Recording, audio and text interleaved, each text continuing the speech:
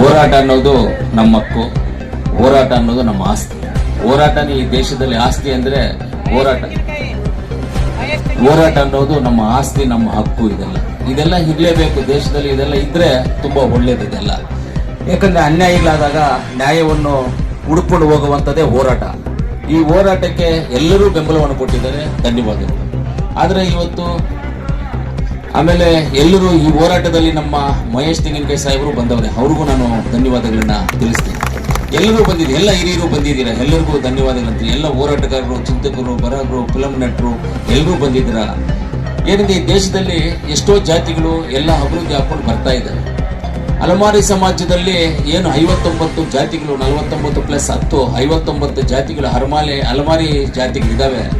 ಈ ಜಾತಿಗಳು ಇವತ್ತೂ ಭಿಕ್ಷಾಟನೆ ಮಾಡಿಕೊಂಡು ಊರೂರು ಸುತ್ತಾಡಿಕೊಂಡು ಇವತ್ತು ಮನೆಗಳಿಲ್ಲದೆ, ಮಠಗಳಿಲ್ಲದೆ, ಸೆಡ್ಗಳಲ್ಲಿ ಇದ್ಕೊಂಡು ಎಷ್ಟೋ ಜನ ಟೆಂಟ್ಗಳು ಹಾಕೊಂಡು ಮಲಗಿರೋ ಟೈಮಲ್ಲಿ ಹಾವುಗಳು ಕಚ್ಚಿ ಸತ್ತಿರುವಂಥ ಸಂದರ್ಭಗಳು ಇದಾವೆ, ಎಲ್ಲ ನಮ್ಮ ಗಮನದಲ್ಲಿ ಇದಾವೆ. ಹಾವುಗಳು ಕಚ್ಚಿ ಸತ್ತಿದ್ದಾರೆ.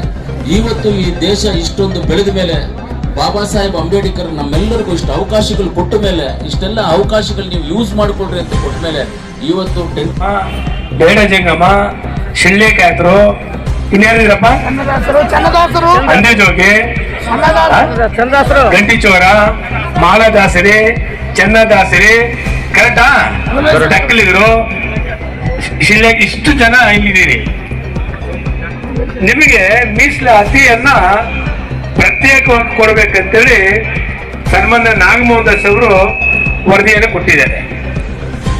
ಮತ್ತೆ ಎಲ್ಲ ಎಡ ಸಮುದಾಯದ ಮುಖಂಡಗಳು, ಬಲ ಸಮುದಾಯದ ಮುಖಂಡಗಳು ಅವ್ರನ್ನ ಒಟ್ಟಿಗೆ ಸೇರಿಸಿ ಸನ್ಮಾನ್ಯ ನರೇಂದ್ರ ಸ್ವಾಮಿ ಅವರು, ಸುಧಾಮದಾಸ್ ಅವರು, ನಮ್ಮ ಉಳುಕುಂಟೆ ಮೂರ್ತಿ, ನಮ್ಮ ಚಂದ್ರು ತರವಣಿಸೆ, ನಮ್ಮ